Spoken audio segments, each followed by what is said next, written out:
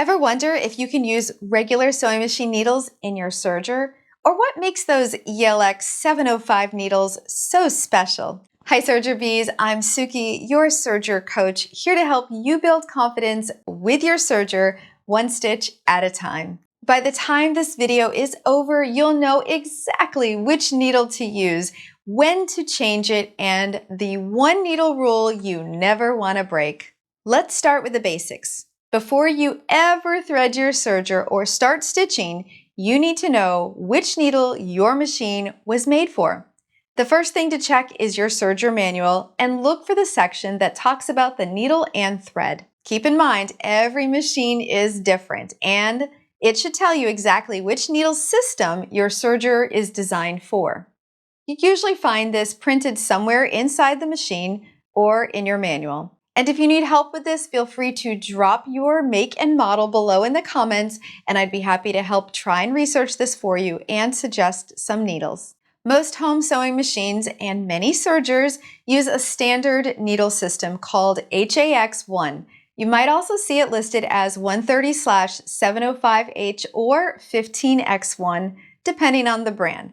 Now please, pinky promise me you won't let all those numbers and letters scare you. You don't need to memorize any of them. They basically all describe the same needle style. These needles have a flat shank and a scarf, that little notch above the eye that helps the hook catch the thread and form a perfect stitch. For example, the Bernina L460 manual lists both ELX 705 and 130/705H as compatible systems. That means your serger might use the same needles as your regular sewing machine, or in some cases, the serger-specific ELX 705. Now, brand names, they can make it sound way more complicated than it really is. For example, Oregon brand calls their system HAX1, while Schmetz calls it 130/705H or 15X1. So if your manual mentions any of those codes, you can safely use my personal favorite brand, Schmetz, and use needles like Universal, Jersey, or Stretch in your serger. Or if you like Oregon brand or any other brand that has the same needle system. Listen, it's not a competition. What matters most is finding what works best for your serger, and just as important, what's easy for you to get and what fits your budget. Now let's talk about the ELX 705 needle.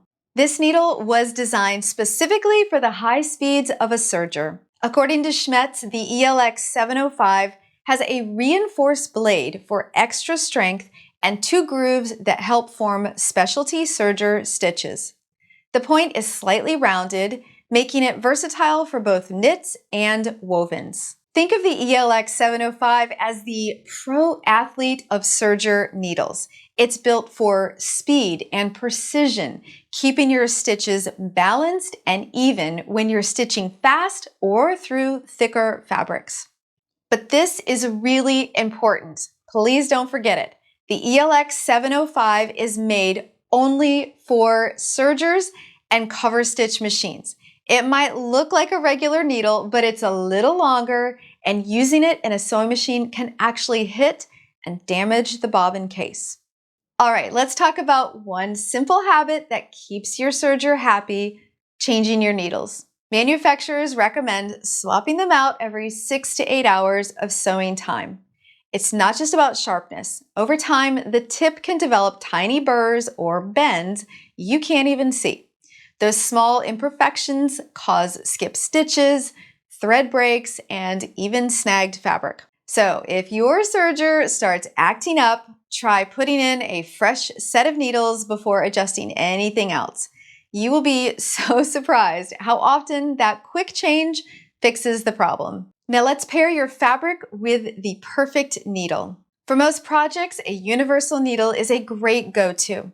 It handles both wovens and knits. If you're sewing knits and it literally feels like your needle is bouncing off the fabric, switch to a stretch or jersey needle. The rounded tip glides between fibers instead of piercing them. For synthetics or fine fabrics, use a microtex for crisp, clean stitches. And when working with metallic or specialty threads, switch to a top stitch or metallic needle. And fun fact, they're actually the same needle, just with a different name, so go check your needle stash. The top stitch is one of my personal favorites because I use it for all sorts of things: machine embroidery, sewing, quilting, and obviously serging too. These needles have a slightly larger eye that just always seems to help the thread move beautifully through the materials without fraying the thread. For most serger projects, I do recommend sticking with sizes 80-12 or 90-14. And when you do that, you'll be pretty set. Here's a fun little bit of sewing history. Back in the 1940s, the American and European sizing system were standardized, which is why we now see two numbers on every needle pack. The first number is the metric or European size, and the second is the American or Singer size. That big number tells you the needle's diameter in hundredths of a millimeter. So a size 80 needle is 0.8 millimeters thick. In short, higher numbers mean a thicker, stronger needle, and lower numbers mean a finer one.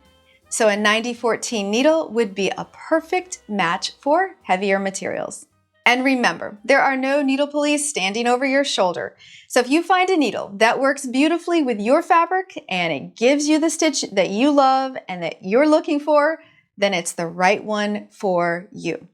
And now if you need a little help threading the eye of your needle, well, I've got you covered. Check out this next video where I show you in slow motion exactly how to use this handy little needle threader.